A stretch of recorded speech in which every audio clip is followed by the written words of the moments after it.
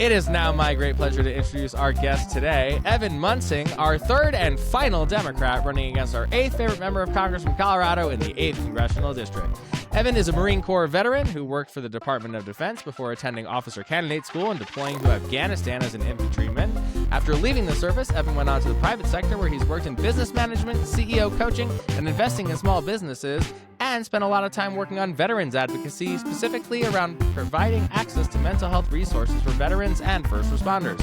Now he's running on a platform focused on government accountability and affordability against our eighth favorite member of Congress, Evan Munsing. Welcome to the Get More Smarter podcast. Thanks, guys. I really appreciate you having me here. I have one question. Between Gabe and Lauren Boebert, how did you choose who was the least favorite? She used to be our eighth favorite member, Okay. and then Gabe got into office, and she got quieter, and he got stupider, and here we are. All right. Okay. He seems like more of a dick. She's just kind of an idiot. That's the the short agency. version.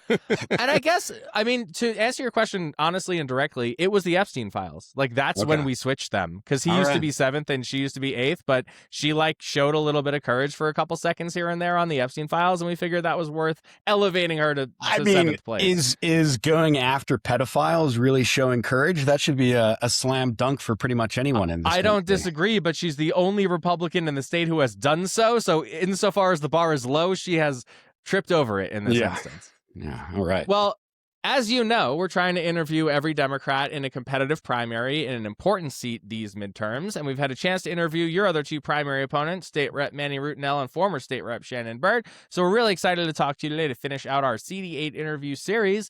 But first, can you just tell us a little bit about yourself and your time in the Marine Corps before we get to your campaign for the 8th Congressional District? Yeah. So, I mean, you hit the wave tops. Look, I'm a combat veteran, entrepreneur, business guy, and I work with veterans and first responders to make sure that they have access to healthcare resources. And, I grew up in a family in which service was really important. So I grew up in church groups. I grew up in the Boy Scouts. I'm an Eagle Scout. And I also grew up with the knowledge that my grandparents, both grandfathers and grandmothers, had fought for this country in World War II. And I grew up wanting to be a Marine. That's always been there. And I knew that after college that was something I had to do. And we were in a war, and it felt incredibly important for me to go and do my part and serve the country. And I'm the kind of person who always runs towards challenges. So I became an infantry officer, did a couple deployments. And like a lot of veterans, I came back from Afghanistan just deeply frustrated with our political establishment. I'll tell you a story. I remember very vividly coming back from outside the wire, going into the COC to check in. And along with the drone footage and the security cameras, we had a screen that showed news footage from across the world. And I remember seeing the black clouds of smoke rise up over Fallujah. This was 2014, and Fallujah was falling to ISIS as we were fighting in Afghanistan. And a lot of my Marines had fought in Fallujah 10 years prior. They'd lost friends there. A lot of Marines had died in that fight. And here we are fighting a war we all knew we were losing. And we're watching this thing happen in a different war. And I think if you fought in Afghanistan, if you fought in Iraq, if you fought in Syria, and vets I've talked to from Vietnam, all came home with the knowledge that at some point they were fighting not to win the war, but to kick the can down the road for people in Congress who didn't want to make hard decisions and didn't want to take accountability. And I think a lot of Americans feel that frustration with our political class right now because there's so much they kick the can down the road on, be it healthcare, housing, the budget, wars we're fighting. And it feels like we need to have people who are actually willing to go into office to serve the country and to put the country ahead of their own careers. And I went into business because I wanted to go continue to solve problems, take on new challenges, lead teams. I've had a great opportunity to be an entrepreneur, to do really cool stuff, to work with a ton of small businesses. And a lot of the people I work with are getting crushed under the weight of Trump's economic policies, be it the tariffs, which are obviously making it really expensive for both consumers and businesses to operate. It's the cuts to healthcare that are detrimental to everyone. And And it's also the stuff like the One Big Beautiful Bill, which cut a ton of infrastructure and energy investment that are hurting people here in District 8, in Colorado, and across the country. And we need to have people who can go to Congress and actually solve those problems and have the courage to do what's necessary to fight for our constituents. We try to ask this question of all our guests, mostly because we also don't have Republican guests usually. Why are you a Democrat? What do you think was the reason that you went to the left instead of the right? Yeah, so I grew up in a Clinton household, and one of my early memories is of watching, I guess, of the 1992 convention and seeing Clinton speak. And as a Democrat growing up, my parents were very active in the party. And so I grew up with that idea of a party that fights for working class, middle class, as well as poor folks, and a party that speaks for all Americans, that has a belief that good, effective government can raise everyone up and has a universalizing message. And I think that's really important. I think the party's gotten away from it. And I think we need to have people who are going to come in and create a narrative for Americans for why they should believe that Democrats are the best solution. We can't just be the anti-Trump party. We need to be a party that has a vision for what the future looks like for all Americans and that can solve real problems. And that's something I think can only be done by political outsiders. I don't think the party's going to fix itself.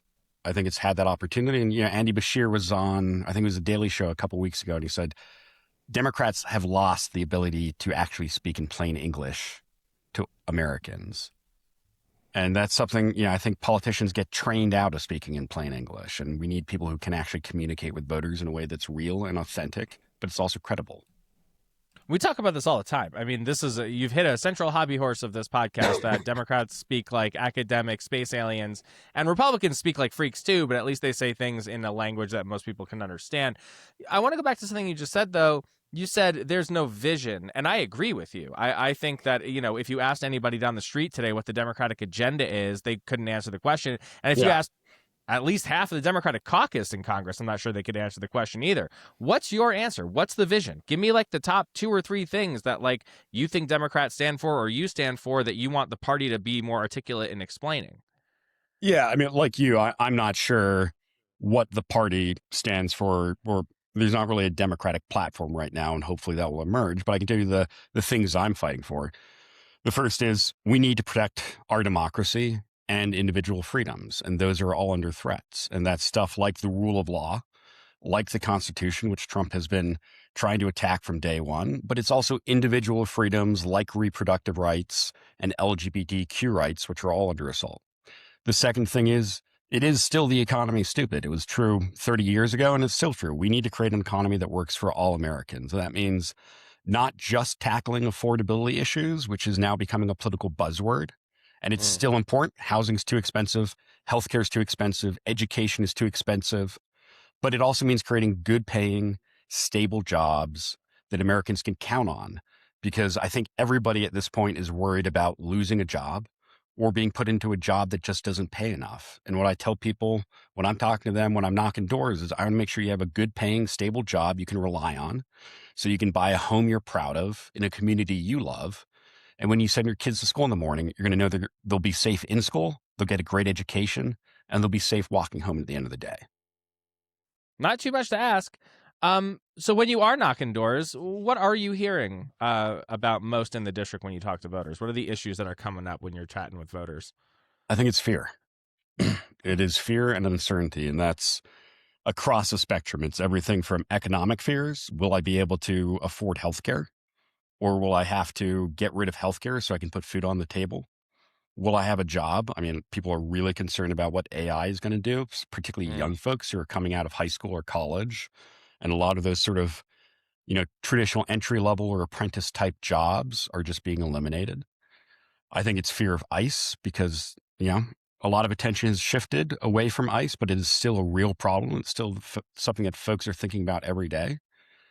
And then now you have a war in Iran. And I think we're at a point now where it feels like every day folks are, I don't know what you guys do, but the first thing I do when my alarm goes off is I check the news. And it feels it sucks. I wish I stopped doing that. Yeah. And it feels like every day there is worse and worse news. And I think Americans right now are living in a state of fear and uncertainty. It doesn't feel like there's a government we can trust that is fighting Yeah. for us.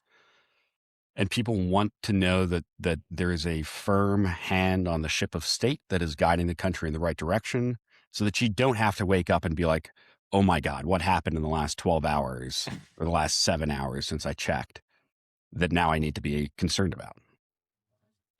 We're in the caucus assembly season as we head into the June primary. So let's get the basic question out of the way. Why you? For a Democratic voter deciding in this race, why are you the best choice?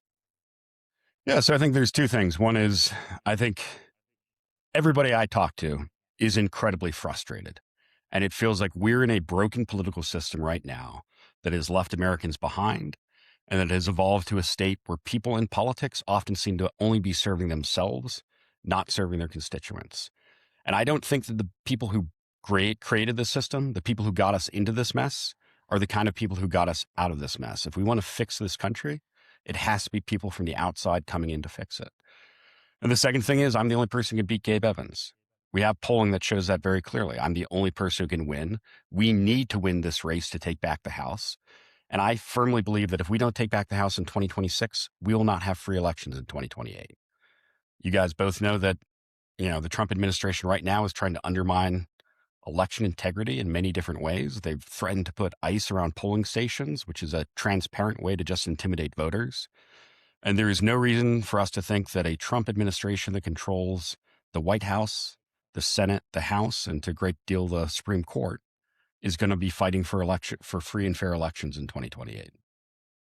One of the concerns that we've heard from folks is talking about this and, oh God, why couldn't we just rally around somebody? Why is there a primary? Is that they're concerned that a competitive primary where you guys are kind of going at it with each other will hurt the eventual nominee's chances in November. Do you agree with that, or do you think a robust primary helps sharpen up and strengthen the eventual nominee for the fight in the general election? Oh, the first thing I'd say is I don't know what the alternative is, right? Yeah. We clearly don't want some party machine to be picking candidates for us. So, maybe the ideal state, and what is the ideal state? That the first person who raises their hand to run is the only person who can run. So this is the way it works. This is democracy. Democracy is messy. Democracy involves debate. Voters want choice. Voters have the right to understand what is going on, what their different candidates actually stand for and are running on. And so I think primaries are healthy, and primaries should be healthy, and we should have good, robust debate where people get to talk about it and voters get to see who's doing what and who's saying what. There's been a bit of a rift in the Democratic Party these days, in part because Colorado Republicans are comically inept. So there's a void to fill. This was highlighted during a candidate forum in Thornton recently, where Shannon Byrd's absence was marked by a likeness of a piñata. What was your reaction to that up on the dais, I guess? Yeah, I mean, so I showed up to this debate and I wanted to talk about myself because I'm a politician. That's what I have to do, and paint my vision for the future. And Shannon didn't attend. And so the organizers put a proxy there, which was a piñata. And at the end of the day, my job was to talk about who I am and what I'm trying to do for District 8, not to think about what the proxy was. But do you have an issue with doing that kind of thing in a in a Democratic primary? This is the kind of thing we've seen in a general election, but I think you could argue it's kind of counterproductive for Democrats. I mean, I think the ideal state, right, is to have all three candidates actually show up to debates like that. At the end of the day, Sure. if we're going to attack Gabe Evans for not showing up in his district, for not holding town halls, for not talking to constituents, which is one of the main things I'll be talking about, then not showing up to debate and engaging with the other candidates, and also giving people a chance to ask you hard questions means that you're not doing your job as a candidate. And so I think it makes sense that, we hold people accountable for not showing up to events. I attend every event I can because I want to talk to voters, and I think it's really important to have the face-to-face stuff. You talked earlier about not just being anti-Trump as a party, but having a vision for the future. What's your sense of where Democratic primary voters in the district are at right now in terms of how much are they looking for someone who really just wants, who's really going to fight Trump versus how much is a broader picture view from them? So I think being anti-Trump is an easy thing to be. There's not a single Democrat out there, and that includes Chuck Schumer, who is pro-Trump, right? Being a Democrat right now means being anti-Trump. So that's clearly not enough. You have to be more than that. And that means not only being willing to fight Trump, but it means that you have to have something you're fighting for. And I think primary voters want to know, number one, that you are going to put checks and balances against the Trump administration, hold them accountable, but that also that you're building something better for the future. Because at the end of the day, if we're just the anti-Trump party and we're not building towards anything, then we're not solving problems that actually matter to Americans. We're not fixing healthcare. We're not creating jobs. We're not protecting freedoms.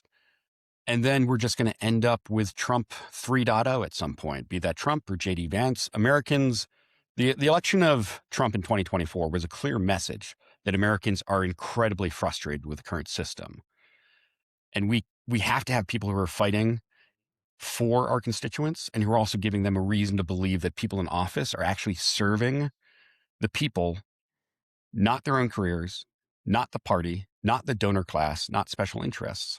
And if we don't do that, if we don't have people who are fighting for that, who have specific policies that they're trying to actually attack, and when I say attack, I mean actually accomplish, then we're going to end up in another situation where voters say, screw it. Politicians lie. All politicians corrupt. Let's just burn the system down. And one of the things that I've heard that's most disappointing to me is, I really hate the corruption in D.C. right now. I hate how much money Trump is making off the office of the presidency, how he's enriching people around him, how he's giving contracts to his buddies. And one of the things I hear voters say is, all politicians are corrupt, and at least he's out in the open. And I think that shows you just how frustrated American voters are with the current system. I think it also shows that, people talk about voter apathy. I don't know that voter apathy is the right term. It's more that voters feel like they've been lied to so many times that not voting and not engaging is kind of to a certain degree makes sense to them. And we need to fight that, and we need to create a compelling picture for why all Americans should be invested in our democracy and fighting together as opposed to checking out. So you're the only Democrat in this race with a history of actually serving in the military. So we have to actually ask you a couple deeper questions about the war in Iran. Most Democrats have put out messaging that's somewhere along the lines of Ayatollah Khomeini was a brutal dictator who oppressed and murdered his own people and led the largest state sponsor of terror in the world.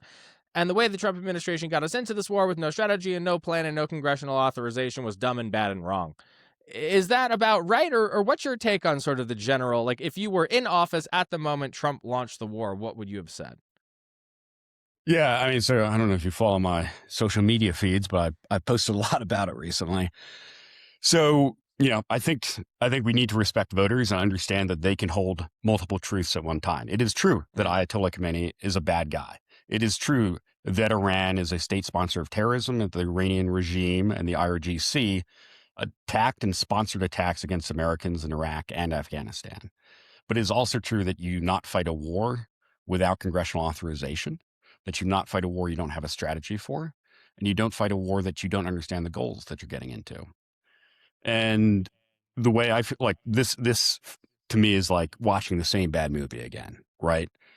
We were fighting a war in Afghanistan that we didn't have a strategy to win. We didn't have a clear definition of what winning meant. And we know what happened there. The Trump administration has never had a clear set of goals. Every day they change their narrative. Is it regime change? Is it taking out missile sites? Is it creating an uprising from the Iranian people? Is this war going to last 2 days? Is it 4 weeks? Is it 6 weeks? Is it indefinite? Are we committing ground troops? Are we not committing ground troops? Trump launched an attack against Iran, started a war that he has no idea what it means. And a couple of days ago, Carolyn Levitt said that Trump gets to decide when the Iranians surrender and when we nice. a victory, which makes no sense. The enemy that does not recognize it's defeated will continue to fight. And just because you want to pack it up and go home because you're bored doesn't mean the war is over. And I think what we're seeing here is Trump has increasingly gotten comfortable with the idea of intervening in other countries, right? He's bombed more countries in the first 12 to 13 months of his presidency than he had in his entire first 4 years in his first term. And he did the attack against Venezuela, and he walked away with Maduro, and he said, oh, I got something I wanted. Now let me try to do it against Iran. And this was always the threat, which is that Trump and his administration are not people who take these decisions very seriously. And now they've gotten us into war that they don't have a plan for, that they don't have a way to accomplish the goals because they're not clear on what the goals are. And this is just creating a whole mess in the Middle East that we don't have a clear path to getting out of. And if I was in Congress, I would have voted for the War Powers Resolution or the Authorization Act, because at the end of the day, we can't let the executive branch drag us into wars that we as American people don't want to be in. And the Constitution And to be clear, that means that you would have voted to rein in the administration. Yeah. So listeners know you wouldn't have voted for the war. You would have voted for the War Powers Act, asserting Congress is the only body that can declare war. Yeah. And I mean, that is something that needs a lot of attention, because the Constitution is very clear that it is only Congress that can declare war, that can raise armies, and can raise taxes to pay for armies. And increasingly, we've seen executive branches get out of control. And this is both a Republican and Democratic thing, where they drag us into fights that we don't want to be fighting. And then Congress never actually steps up and does anything to decide what should the path forward be. This could be a conversation all on its own, but if it was up to you, or if you were being asked to sketch this out, how does this end? How do we sort of map out the way out of this? Yeah. I mean, the problem now is that, well, this is probably like a 3-hour long discussion. Yeah. The problem is that Trump has started a war that he has no idea of how to pursue. And I think the worst possible outcome is that America suddenly, under the Trump administration, says, oh, this shit is complicated. Let's just not get involved in the Middle East at all. And now you have a wounded Iranian regime that is probably going to be more hardline than ever. And Iran is going to just totally become a failed state with a bunch of different competing power in it. There are going to be a lot more bloodshed and a lot more cross-border violence. And so the path forward has to be deliberate de-escalation of the conflict. And that has to be through negotiations, and it has to be in partnership with all of our allies in the Middle East and likely Europe as well, because this is not a problem at this point that Trump can just declare to be over and walk away from. This is a problem that we actually need to be solved. It can only be solved through international cooperation. What would be your sort of guideline for how to measure, I don't want to say success, but essentially it's what we're talking about. Like, what would you say, okay, we're done now because we did what? So I don't think there's ever a we're done in the Middle East. Certainly not in the near term. There is we're not creating conflicts in the Middle East that we don't have a plan for. But that ship sailed. That ship sailed, right? Trump got us into a war. Now the question is, how do we extricate ourselves from open conflict while achieving American goals, which at the end of the day has to be stability in the Middle East, as well as a tamp down on Iran's ability to commit state-sponsored violence and terrorism. And so I think it's like there's always the balance. You probably heard Clausewitz say that war is an extension of politics by other means. I'm not sure what Trump's political goal was here, because he was in diplomatic negotiations with the Iranian regime. But war is not the first option you reach for when you're trying to negotiate with someone or accomplish a goal. And so at this point, it has to be, hey, you guys have seen how amazing our military is, but we need to actually accomplish our political goals here, not Trump's political theater. And so that means starting to bring in the Saudis. It means bringing in the Israelis. It means probably bringing in NATO and Turkey into actually creating a coalition around Iran that can actually force these conversations to happen and to de-escalate the violence, because at the end of the day, we don't want more American service members dying. We don't want more violence across the Middle East. We don't want the Straits of Hormuz to be blocked. We don't want oil prices to be skyrocketing. And that is the mess that we've gotten into. So last question on this, and it's a natural to follow on to what you just said. Do you think they even realized that starting this war would have these like devastating economic effects that it's had so far? To your point, skyrocketing the price of oil and gasoline and then sending everything from fertilizer to food up in costs basically overnight. These guys came in promising to make life more affordable, and they did exactly the opposite, and it got way worse when they started this war. Do you think they even knew that was going to happen?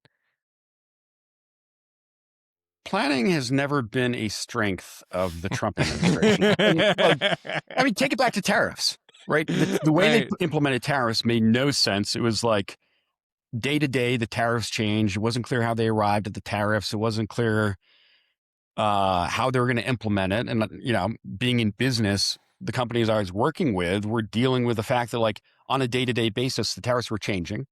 No one wanted to buy or sell anything, particularly like big, expensive equipment, because you had no idea when something arrived how much it would actually cost. Right. And so, like, I don't think Trump really plans. I don't think Pete Hegseth plans. And there are good people in the government still, but they have to deal with this just completely incompetent layer on top of them that is advancing interests that don't make sense for anyone except the Trump administration. So did they think it through? Probably not. Right? Because all of this was obvious, right? Like it should have been obvious that you're not going to win a war like this with no cost to Americans. Wars are always expensive. People die in wars. Americans at home are impacted by wars. And I think Trump believed that he could have a risk-free war, which is just not true. Right. Let's say, back to the campaign part, let's say you win the primary and you're the Democratic nominee against Gabe Evans. How are you going to prosecute the case against him? There's so many options. Yes, there are. That's why we target-rich environment. Yeah. Yeah, I mean, you almost got to like ask the opposite question, which is what good has Gabe done for District 8 and for Colorado? Right. And honestly, I'm not sure. So I would break it down in two buckets. There's like the votes he's taken, which have been incredibly bad. It's also how he's voted, which is 100% in lockstep with the Trump administration, which in a district with 50% independents just doesn't freaking make sense that he's completely owned by the party machinery. And those votes have been very destructive. The tariffs have been terrible for businesses. The one big beautiful bill has been terrible for businesses and the national budget and for jobs and for healthcare. And then the end to ACA subsidies has been terrible for everyone. And so like those, and Americans are going to feel that in the, every day. They're going to be, it's only going to get worse and worse and worse. But then there's also the fact that like he hasn't shown up in the district in any real way. He refuses to have town halls. He refuses to interact with voters, and he just does photo ops and talks about his 3 cows. And so, like, I think if you're going to say, what is the job of a member of Congress? It's really 2 things. It's you represent your constituents, which means you have to talk for them, and you take votes that matter for your constituents. And he hasn't done either of those things. And part of the case is like Gabe ran on the credibility of being a business guy and being a veteran. And as a business guy and a veteran, I can take that credibility away and actually make it about his actions as a member of Congress. Like, Gabe, you've done so much destructive stuff for your constituents, and you haven't even shown up to talk to them. And that's your job. So you're just not doing anything that makes sense that actually helps District 8 out. What's the flip side of that question? What is Gabe Evans going to say about you in a general election? Lies. I mean, look, we know the Republican Party lies about everything. MAGA lies about everything at this point. This isn't the John McCain era where John McCain would get up and defend Obama against the far right. They just lie at this point. And, we've seen also them using AI generated content to smear candidates. So I don't know, but I'm sure it's going to be lies. Yeah, fair bet, I'd say. Yeah. Evan Munsing, thank you so much for coming on the show. Before we let you go, can you let our listeners know where they can get involved in the campaign or find you online? What platforms are you on? What are you not on? So we're on all the platforms, so Instagram, X, Blue Sky, all of the above. But He's on the internet. I'm on the internet. I'm on the web. The easiest place to find me is go to www.evanmunsing.com, and you have links to everything, including how to support, how to find me on social media, and obviously how to contribute. Well, Evan Munsing from the internet, running in the 8th Congressional District in Colorado. Thank you so much for coming on the Get More Smarter podcast. We really appreciate your time. Good luck out there. If you end up being the nominee, we'll ask you to come back, and then we'll all have fun beating up on Gabe Evans. But Evan Munsing, Democratic candidate for Congressional District 8, thank you so much for coming on the Get More Smarter podcast. Awesome. Thanks, guys. Really appreciate it.